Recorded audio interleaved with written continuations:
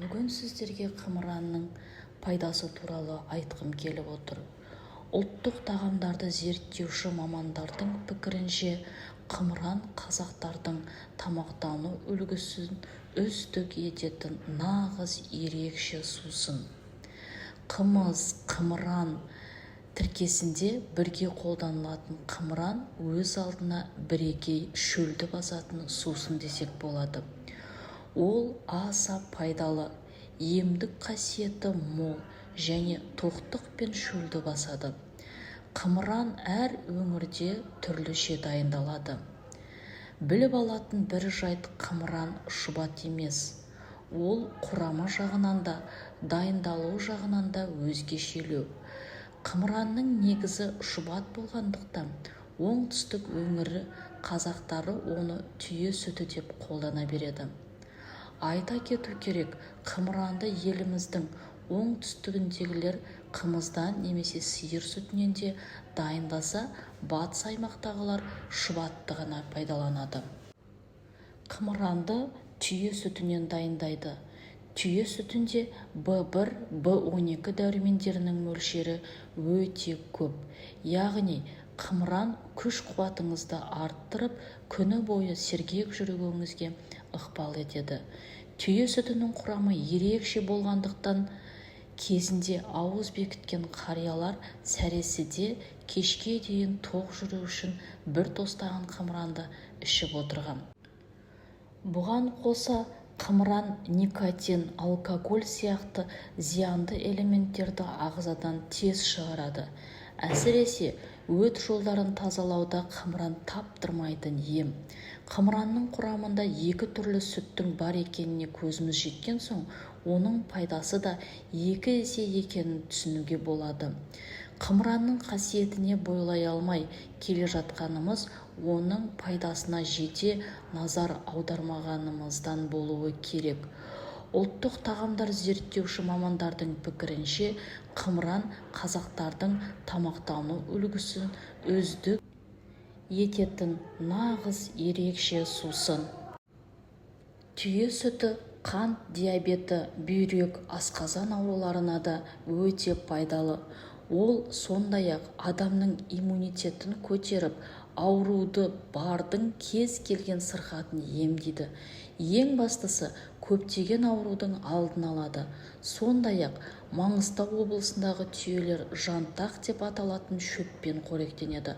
Жалпы, әр жерде шөп әртүрлі десе де, олардың барлығының пайдалы екені сөзсіз. Байқасаңыздар, бұдан алдын мен жантақ туралы видео салған болатынмын. Сол видеоны көріп, жантақ жеген түйенің қымыраны туралы да азды көпті біле аласыздар. Біле білсеңіздер, халқымыз қымыранды емдік қоректік қасиетін көптеген ауруға ем ретінде пайдаланады. Ол қарын сөлінің қорытқыш қасиетін күшейтіп, ішектің қызметін жақсартады.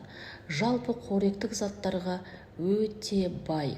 Мысалы, қымыз құнарлылығы 528 килокалорияға болса, сиырдікі 660, ал түйеніңкі 911 килокалорияға тең. Яғни 1 литр шұбат адам ағзасының дәрумендер мен микроэлементтерге деген тәуелділіктік қажеттілікті толықтай қамтамасыз етеді деп айта аламыз. Сонымен қатар, түйенің сүті және одан жасалған қымыран созылмалы өкпе құрты, бауыр мен сары ауру, өт жолының қабынуын емдеуде таптырмас дәрі. Құрамында А1, В1, Д, Е, С дәрумендері бар түйе сүтінің инфаркт пен инсульттің алдын алуда маңызы зор. Бұдан өзге қатерлі ісік пен қант диабетіне шипасы аса көп. Табиғи шұбат өнімдері адамның есте сақтау қабілетін жақсартып, ми тамырларының жұмысын ретке келтіреді. Әсіресе нар сүтінің ақуыз мөлшері мен майлылығы қымызға қарағанда жоғары. Ішінде С дәрумені де мол. Кальций, темір, кремний, магний, алюминий, күкірт, фосфор, мыс, мырыш, күміс микроэлементтері де жетерлік. Қазір біздің қаламызда қаназдық ауруына шалдығып, көп салмақ жоғалтқан азаматтар жетерлік. Мұның түп төркіні жастарының тынымсыз еңбектенуімен байланысты. Міне осындайда көбісі шұбат ішіп, дене бітімін қалпына келтіріп жатады. Түйе мен бие сүтіне жақын халықпыз.